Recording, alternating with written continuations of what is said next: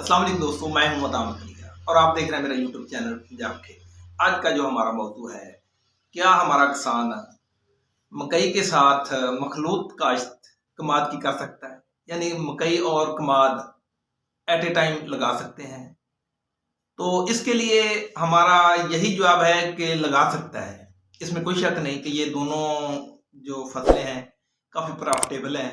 इससे हमारे किसान को बहुत ज़्यादा फायदा होता है। लेकिन बात यह है कि अगर हमारा किसान जनवरी के महीने में मकई लगाता है तो उसको चाहिए कि फरवरी के एंड में जाके कमाद को लगाए। वैसे तो जनवरी का महीना तो खत्म हो गया है, आज 3 तारीख है फरवरी की। और अब अगर फरवरी के वस्त के बाद अगर हमारा किसान मकई लगाता है तो वो दोनों चीजें इकट्ठी लगा सकता है, यानी कि कमाद भी और मकई दोनों इकट्ठी लगा सकता है।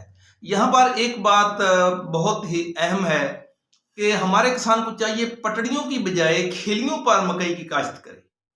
क्योंकि अगर पटड़ियों पर मकई की काश्त करता है तो उसका जो वाया होता है, फासला होता है, वो काफ़ी ज़्यादा हो जाता है, जिसकी वजह से मकई तो हो जाएगी लेकिन जो कमाद है उसकी जो एवरेज है, पौधों की जो तादाद है वो काफ़ी कम हो जाएगी। इसलिए हमारे किसान को चाहिए कि जो मकई है वो खेलियों पर काश्त करे और साथ में कमाद भी काश्त कर सकता है, उसकी टोरियां भी ज़मीन में खेलियों में दबा सकता है।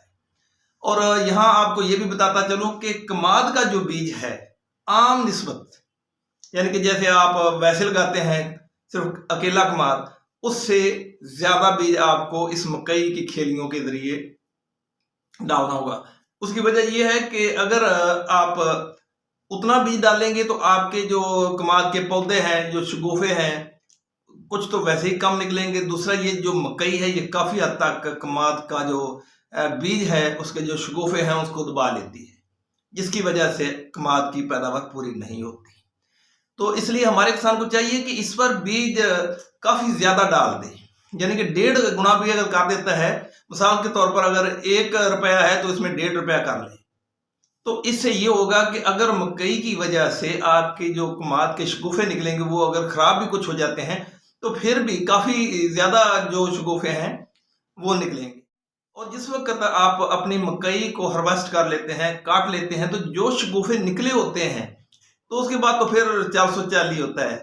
उसके बाद शगुफों ने अपने जो शगुफे नीचे निकालने होते हैं, जो ज़्यादा जड़ें बनानी होती हैं और पौधे निकलने होते हैं, वो काम सारा शुरू हो जाता है। लेकिन याद रखें कि आपने ये जो कमाद का बीज है वो 1.5 गुना करना है। अगर आप कमाद का बीज कम डालेंगे तो इससे आपके जो कमाद की पूरी एवरेज है, पूरी पैदावार है, वो बहुत कम आएगी, पूरी नहीं आ सकती।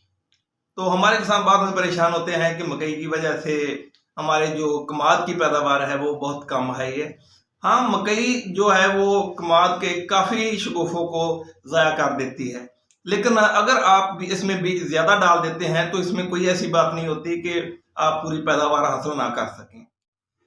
मैं आपको बताता चलूँ कि कमाद की जो पैदावार है बहुत अच्छी आ जाती है।